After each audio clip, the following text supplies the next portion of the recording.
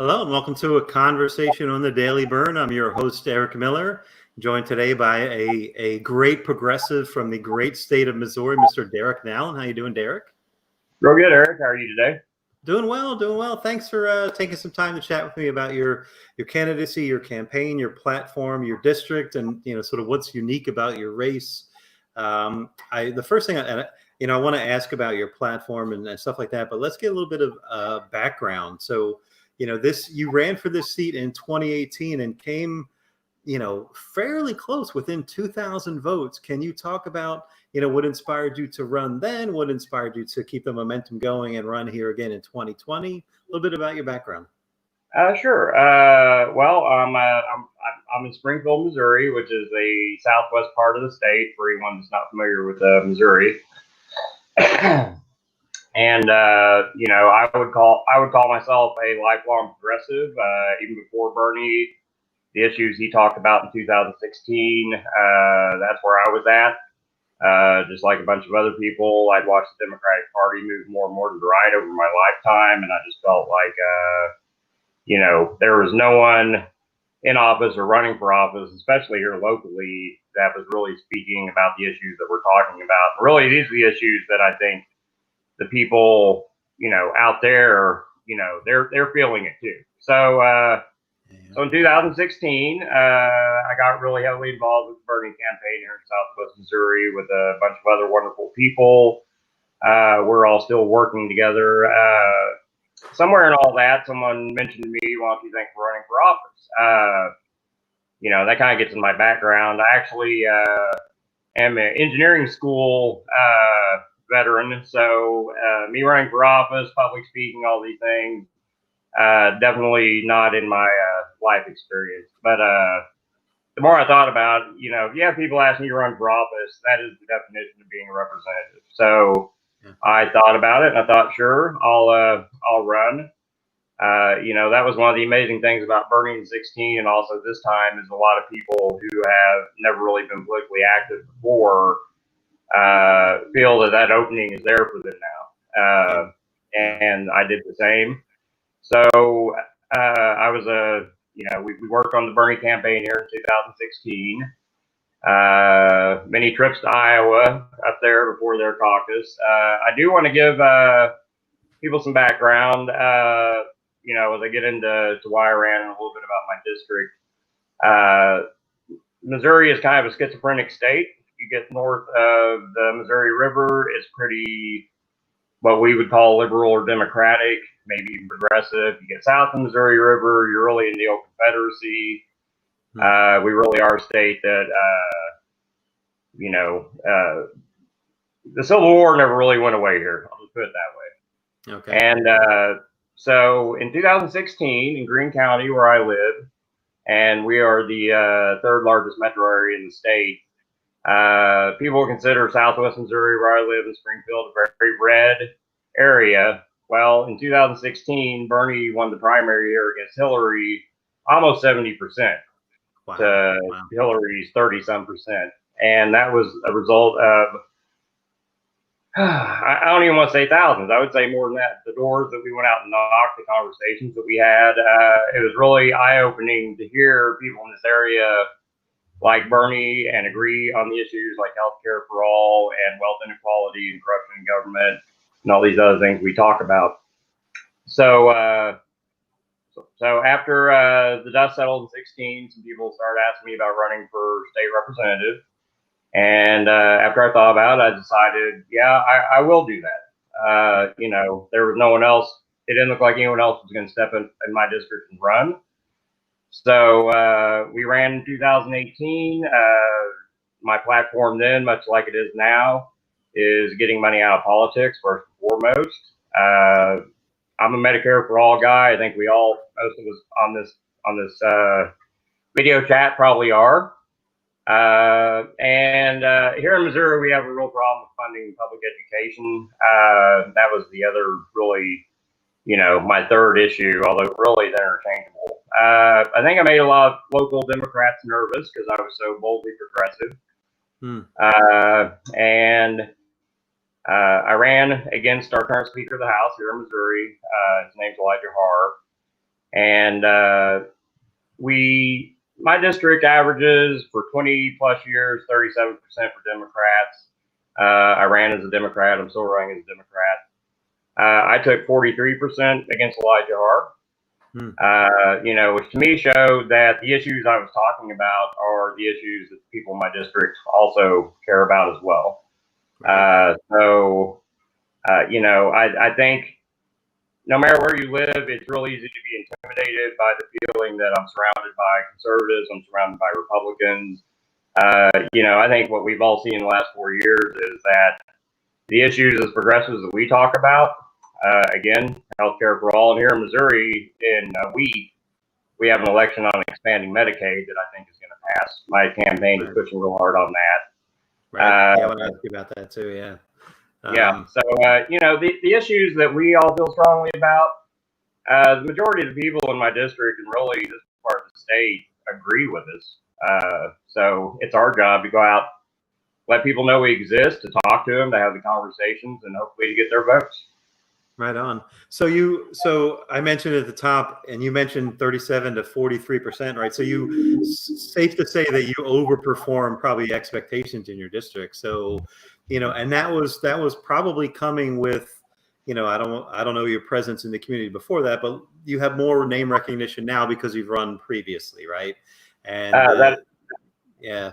And you mentioned the incumbent is the Speaker of the Missouri State House, and he's term limiting out, right? So he's not running again. So you're running against the winner of the Republican primary. So not only do you have name recognition going into this, you have, history of overperforming. You have sort of probably an anti-Trump wave that's hopefully hitting us here in election day, right, later in the year.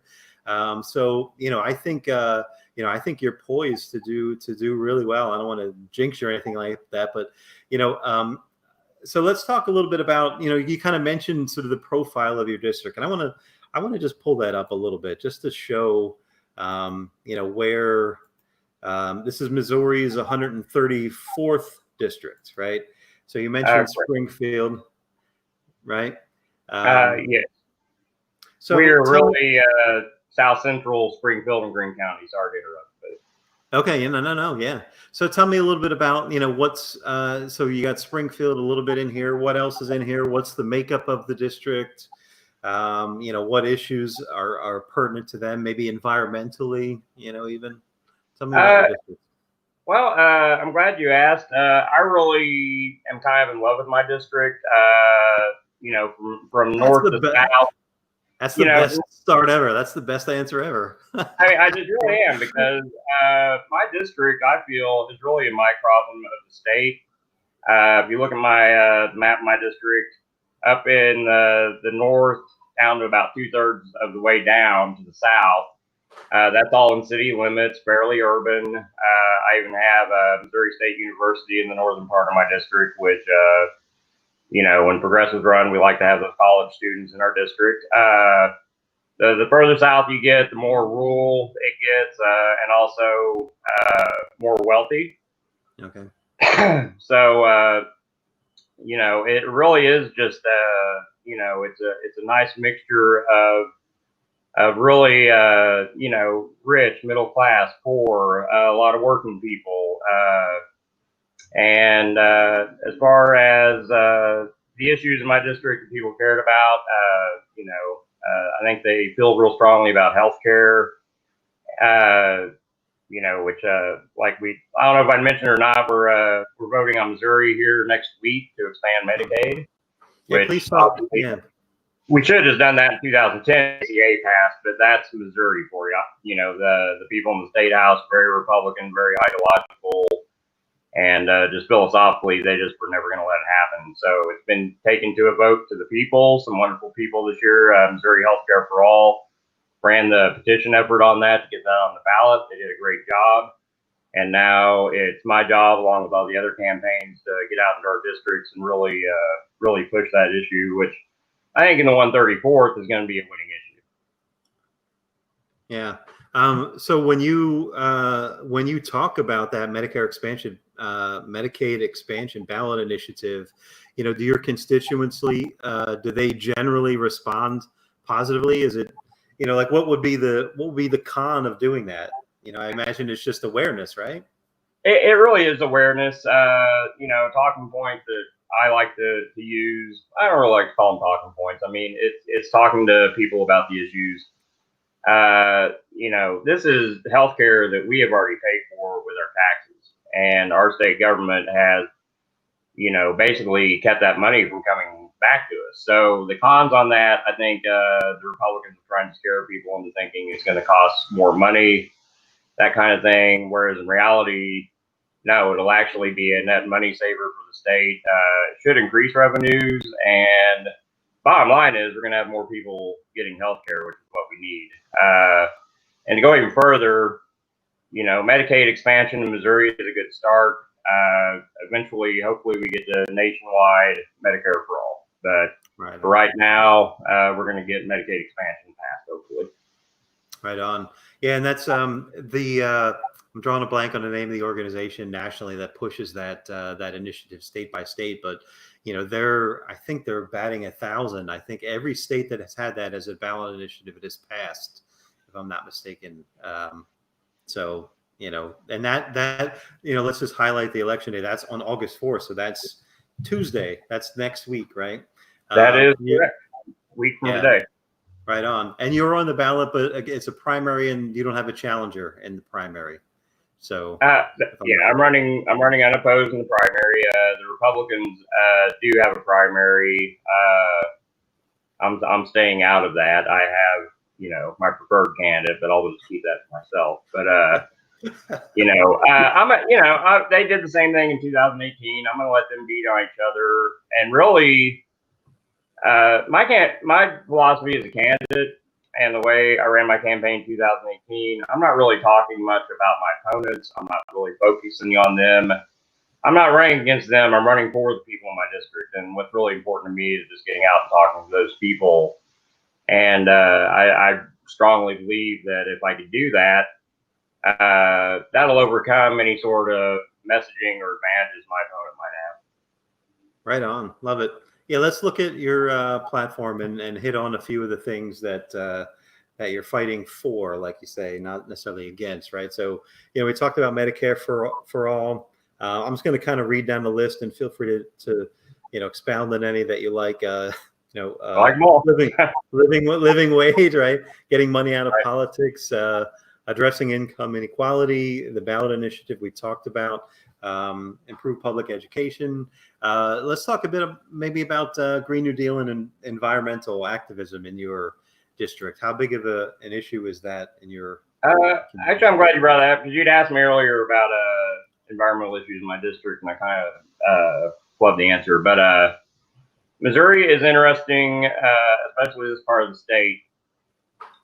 You would think, since we are red in this part, that a lot of people would be opposed to any sort of environmental issues. Excuse me. And I think the knee-jerk reaction, they hear Green New Deal, they think about AOC, they start calling you communist and all this kind of stuff. But the reality is, especially in the rural parts of my district, we have here in Missouri, they're called CAFOs, which are concentrated agricultural feeding operations. That's a mouthful. And in the state, what they've done is they've taken local control of those CAFOs away from the local governmental entities to regulate those anyway. So in other words, these CAFOs can go into any area, do whatever they want. The county commission and people like that can't do a thing about it. And there really is a lot of, there's a lot of agreement between me and a lot of people who are quote unquote conservative. They farm, they realize the importance of things like clean groundwater in Missouri, which actually is a really big deal here. We have here in Southwest Missouri what's called karst topography, which basically means we're on top of limestone, as Swiss cheese. If it goes into the ground, it ends up in our groundwater. And even the rural conservative folks get that. And so we've really been able to make common cause on that. And really, I think a lot of these people are also starting to realize that climate change is not something that's just a global problem, that even locally it affects us. You see it in the way our growing seasons have shifted here in the last 20 years. That kind of thing. So, it's not just like I don't lead with I'm running as a Democrat against a Republican. I keep it on the issues. It's the same thing when I go talk to people about Green New Deal. I may not necessarily say Green New Deal right off the bat, but we're talking about the same issues. And, as long as we keep it on the issues, there really is a lot of agreement across party lines on a lot of the things that the Green New Deal talks about. That's great. Yeah. And there's, I'm glad that you shared the details of that, because it's, and your mechanism for communicating that. In other districts I've talked to that might have been coastal, the candidate would say, if I mention Green New Deal, maybe they glaze over like you're saying, right? But if I say, hey, how was your catch this year? Right. Then they're interested, right? So you might say, like, how was your yield this year? And I imagine year over year, agriculturally, they're seeing the impacts of climate change. It might not be, they might not be flooded every year or whatever, but they're probably seeing a lessening yield each year, I would suspect. They are, and the lack of consistency, makes it really hard for farmers to plan on the next season when there really has been no consistent weather here for the last 10, 15 years. That kind of thing. Really, I feel like as candidates, or if you're working for a candidate or a cause and you're going out talking to people, it is, it's to get away from the buzzwords and all that kind of thing, and just have a conversation with that person, ask them what issues are affecting you right now, or are these other issues I'm talking about, how are those having an effect in your life right now? I really think that it's the most effective way to talk with people. And I tell anybody that works for me, talking to other voters, it really is just about having a conversation. I mean, and that's my favorite thing to do, is go talk to people. I was someone who loved canvassing. People said, "Boy, you're really good at canvassing," and I think that's what led to me like being asked to run for office. So be careful out there, canvassers. If you're really good at it, you may end up getting tagged to run for office, which isn't a bad thing. But I really do. I enjoy talking to people in my district and elsewhere. I haven't had a bad conversation at the door. And when I talk to people, I try to, it's not vague at all. I genuinely like them. And even if we don't agree on some things, this is a person I'm talking to. I like this person. I'm going to treat them with respect. And, I find that if you treat people like that, they're going to treat you in kind. Yeah. Yeah, I did some canvassing for Bernie too, and it's, let me know if you've had this experience. If you're canvassing in maybe the rural area of your district, maybe their door hasn't been knocked on. You could be the first person knocking on their door, for a long time. Have you seen a lot of that? I mean, I'm imagining the incumbent, and his handpicked successor. I imagine they didn't pay particular attention to certain areas of the district, or they certainly weren't big on outreach. Have you experienced that as you're campaigning? You canvassed for Bernie, I've canvassed for Bernie, I've canvassed for myself, and actually quite a few other candidates. Every time I go to a door and someone hits me with no one's ever been to my door before, first of all, I'm surprised. But second of all, that's really the kind of thing that keeps me going, because that shows door by door, person by person, we're making progress. We're getting our message out there. And, it amazes me that people that want to run for office and represent them, don't even take the time or make the effort to actually go talk to people in their districts to see, how they feel and what's important to them. And to me, that is the most important thing a representative can do. So, I think now I'm going to give Bernie people in general a lot of credit here. I think we brought canvassing back in a big way. I think both the parties before Bernie, kind of viewed canvassing and phone banking as, that's old school, that's passe. Now we got all this money and all this technology. I don't really buy into that. I think that a face-to-face conversation at the door is the gold standard of political contact. Because it really is. It quits being political. It's just a conversation with the person at that point. Right on.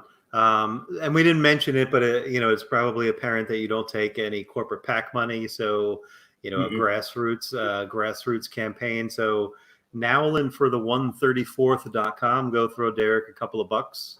He could certainly put it to good use. What's the biggest, in these conversations, what's the biggest kind of pushback that you get? And what's your response to that?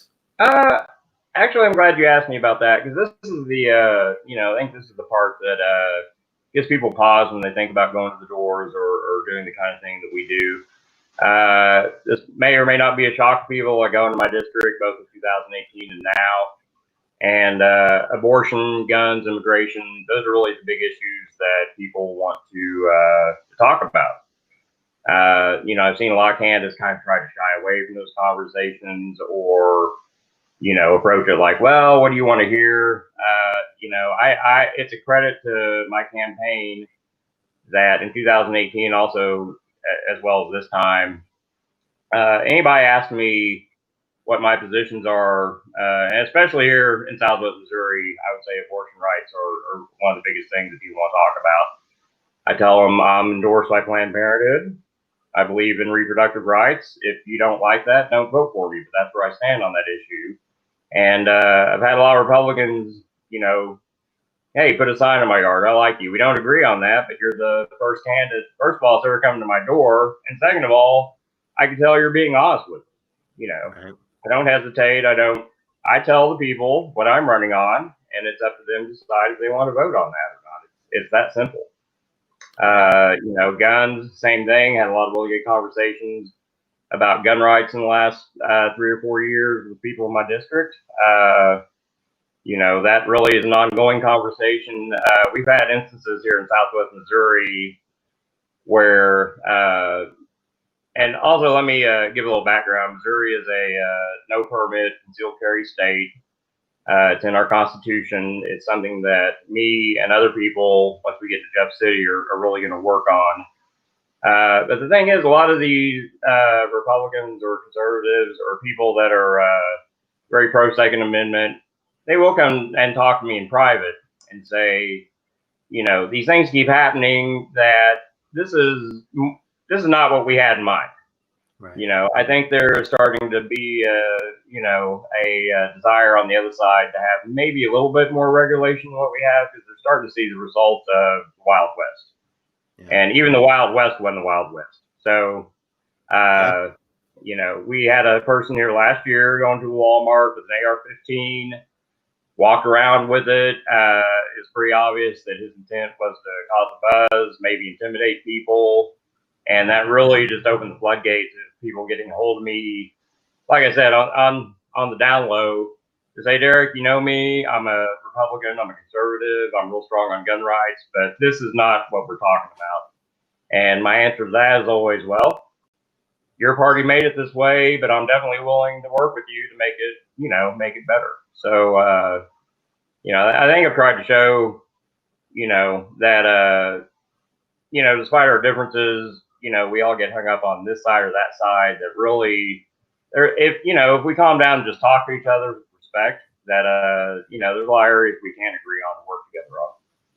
That's great. Yeah. And, on the gun issue, what you're talking about is common sense, and it's, it polls widely across parties, right? It's not, it's not the propaganda they're coming to take your guns away that they've been subjected to, right? So, right. Like you say, when you engage with them in a conversation, and then maybe talking to you face to face also sort of shifts their priorities. Like, well, he's not radical on guns, but he's going to push for my health care. Like, I'm maybe exactly. There's a bit of a trade-off. Yeah. So, that's great. I try to let them know that, on guns especially, now on reproductive rights, I'm going to fight tooth and nail. And like I said, if you don't like that, then maybe I may not be the person you want to vote for. But on guns, I stress, it's one of these scary progressives at your door in person. We're talking, I lead with, I'm not a gun grabber. I grew up shooting. Guns don't bother me. I usually put in terms like this to people when I'm talking to them. Would you like your neighbor to have a garage full of machine guns? The answer is generally no. Right. And I'd say, well, that's really what I'm talking about. Yeah, you said something about sensible gun laws. I am endorsed by the local Moms Demand Action Group. I'm a gun sense candidate. And, that's one thing I think all progressives should stress when we're out campaigning. We're not trying to take away people's guns. We just want some sensibility to the gun laws that we do have. Right on. Let me ask you just about demographics just a little bit. So you mentioned there's some students in your district. Are there, what's the sort of racial makeup? Is there, are there marches? Are there calls for racial justice? What's the situation there? Where do you stand on those things? You have not asked me a bad question yet. Thank you. Southwest Missouri, we have a reputation for being very white down here. It's well deserved. We used to have a lot of what's called sundown towns in the area. There was a lynching on our square back in the early 1900s, and a lot of the African American community just moved, and you can't blame them. It was that way for a long time. It's really been the last 10 and 15 years that you've seen a lot of diversity come back into the area. And that includes my district. I'm real happy to see it. I would say that tensions are still fairly high here. You see a lot of Confederate flags, that kind of thing. But because unfortunately, what happened to George Floyd, the good that has come out of that has been all the protests. Yes, we have had those here as well. We had, I think it was about a month ago, we had a march in downtown that had about 3,000 people, which for Springfield, a city of maybe 160,000, that's a really good turnout, and you've not really seen anything like that before here, and it was really encouraging. That's another issue where I'm very just brave and bold. I'm not a racist. If you're a racist, then I'm probably not the candidate for you. I will fight for racial justice. So, but again, that's part of the reason I'm so in love with my district, because it really is just a slice of Missouri. We do have for the area a reasonable amount of minorities in the district, and it's all about going out and having those conversations with everybody. And I think a lot of the people, again, the people with the Confederate flags and all that, it's a matter of if you get them to calm down and you could actually have a conversation with them, you could actually start getting somewhere with these people. If you could, get through them enough, you can make them realize that a lot of the issues that African Americans are talking about, or the Latino community, or LGBTQ, those are issues that affect those people just as much. And I will say, that Missouri is, despite our problems, the majority of people in the state are really good people, and especially this area.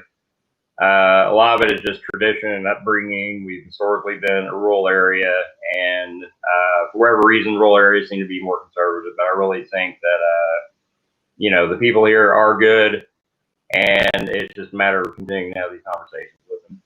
Right on. Yeah, so I don't want to.